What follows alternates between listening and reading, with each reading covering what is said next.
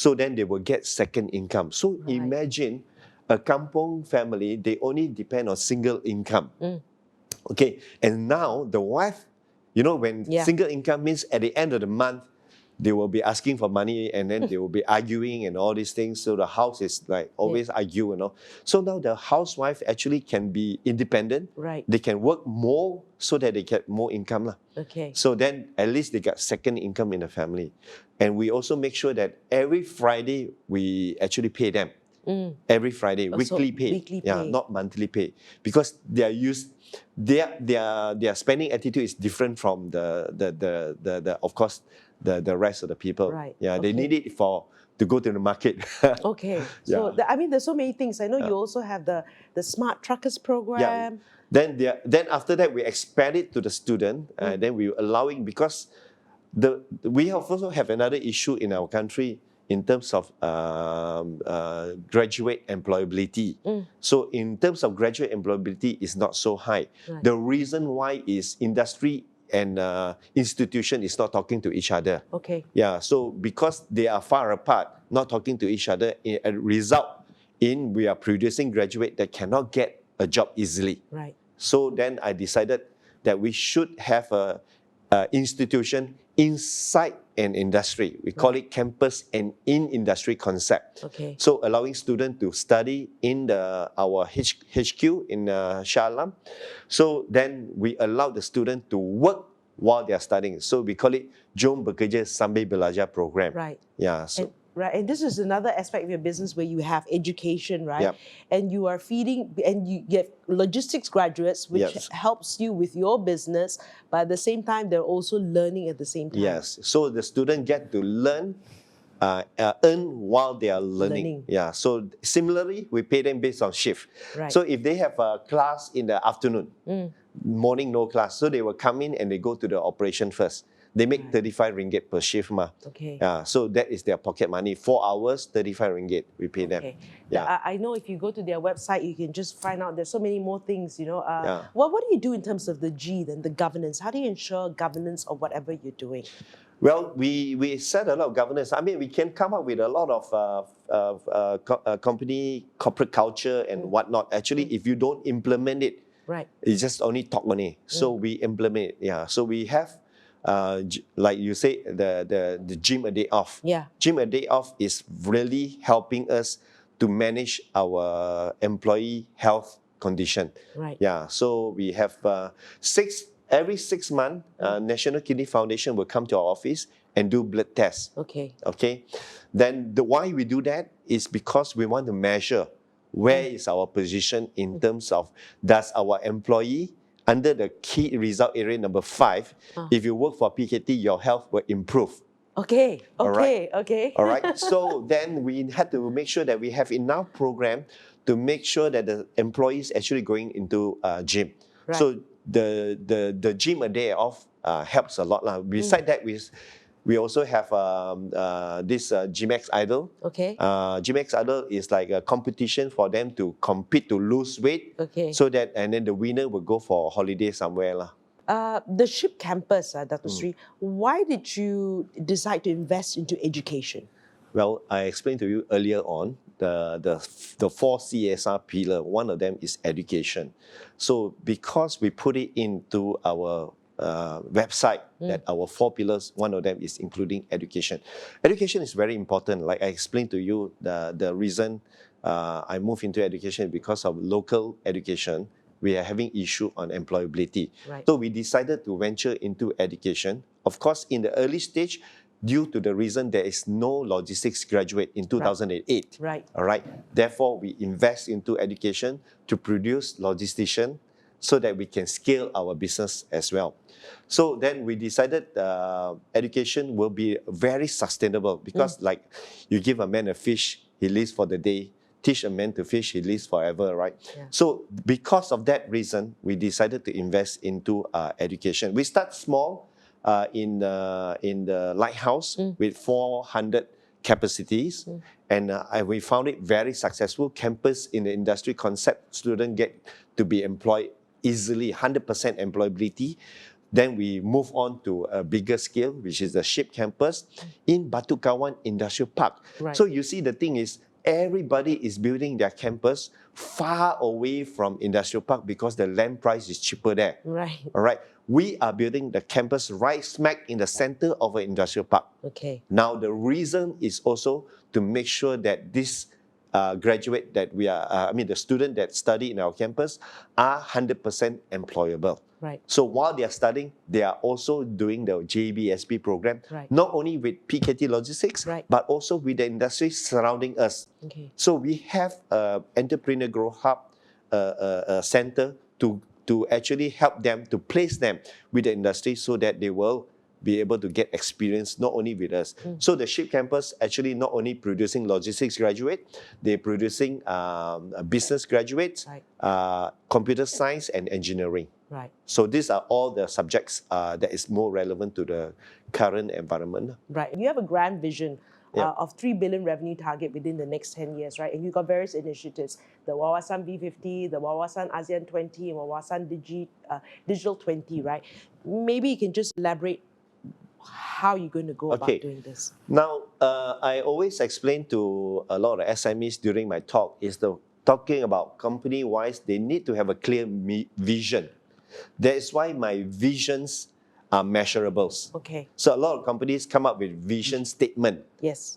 Then they have another one called mission statement. Right. So it's a bit confusing for the reader to differentiate what is vision and what's mission. So we make it very simple. All our visions are actually measurables. Right. And our mission statement is the statement that we produce for us. What are we doing in this world? Okay. So we have a clear vision. So earlier, back in 2008 transformation program, we came up with 3 Wawasan. Wawasan 60-40, diversification of product diversification between our automotive and other products. That's where we went into F&B and FMCG, the segment where the MNC are dominating. Right. Okay. So then the other one is this ASEAN 30% of our revenue should come from ASEAN country. And then of course the grand vision is to achieve ringgit 1 billion in terms of sales. So we have reached a psychology level of surrounding 1 billion for the last 3 years. Up and down around that region. So we asked ourselves during the COVID-19 pandemic, we had a COVID-19 transformation program to ask ourselves a question, why are we not able to hit that 1 billion? The reason is because we are aiming for 1 billion only.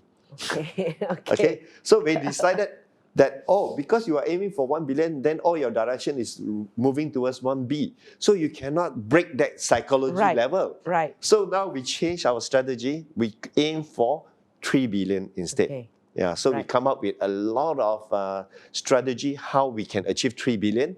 And now surpassing 1 billion will be easy.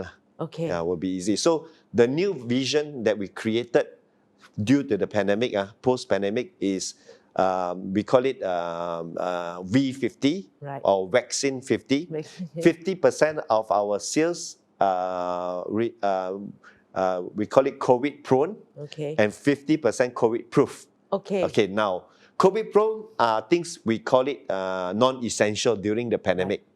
COVID proof is, we call it essential items. So if you can remember, what was the essential item that the government allowed to move during the pandemic is food.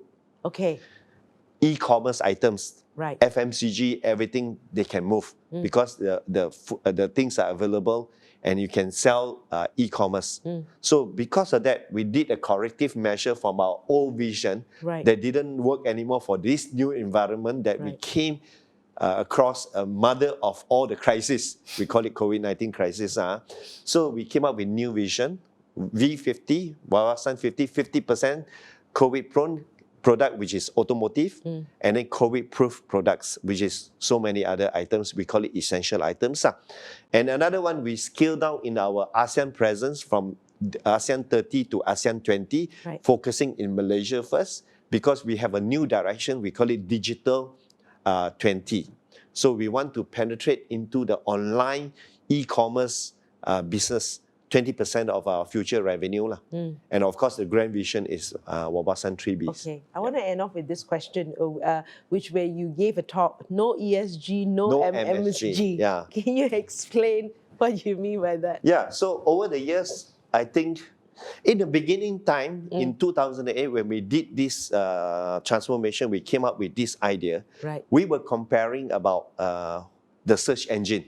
Okay. So we have so many search engine in the market. Right. All right. At that time, you have like MSN search engine, Yahoo search engine, Google search engine, AOL, Firefox, and whatnot. But today, there is only one winner, which is Google search engine. So the question is, why did people choose Google search engine? Okay. So that was the rationale I explained to my management team. Why did they win? It was their Google Office story. Okay. Yeah, everybody in the whole world was talking about how cool, how well they take care of their employees. That's where, when I talk about internal CSR, where we convert all our office into very googly. We have a gym in the office, we have lounge in the office. We have a lot of things that we can do in the office as well. Right. So that was the winner because of the story about how well they take care of their employees, socially responsible. So people want that. So in terms of logistics service provider, there are so many people, you can name all the brand. Yeah. But none of them are moving towards this direction. So that's where we transform ourselves and move towards the direction of being socially responsible.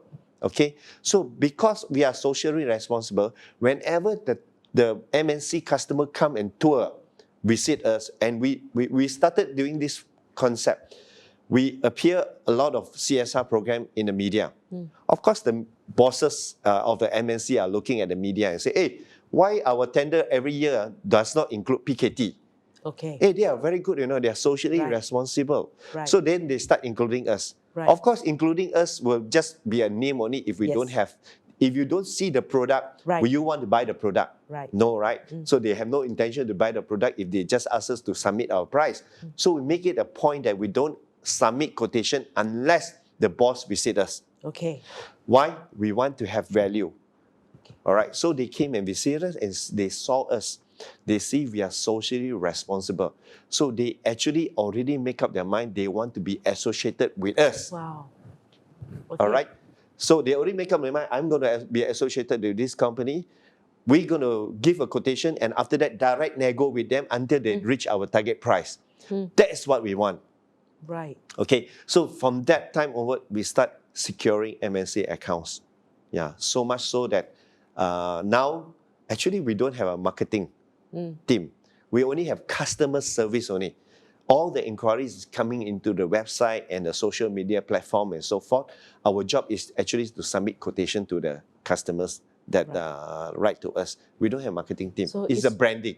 In the early stage, it is pure branding, exactly like what Google was doing. So we were doing the same thing. So if you're given the choice of 5 logistics service provider, and here this guy is talking about green warehouse, sustainable ABIB program, you come and visit their warehouse, you go into the operation, you see housewife working there, and then you see student working there, and then there's no foreign worker in the warehouse, and then you go to another warehouse, nothing they talk about CSR, they all foreign worker inside there. Which one will you choose? Automatically, the MNC decided to choose us because they also wish they can do what we are doing now, which is to give back to the society, allowing housewives to come back to work. Yeah, so therefore, that become a strong selling point. So now, I explain to all the SMEs, if you no ESG, you have no MSG. So the meaning no ESG, no MSG is no multinational sales and no more growth for you. If you are doing MNC business now, if you do not embrace ESG, your sales will reduce over times. Yeah. Wow. Okay. Isn't that a powerful message to end?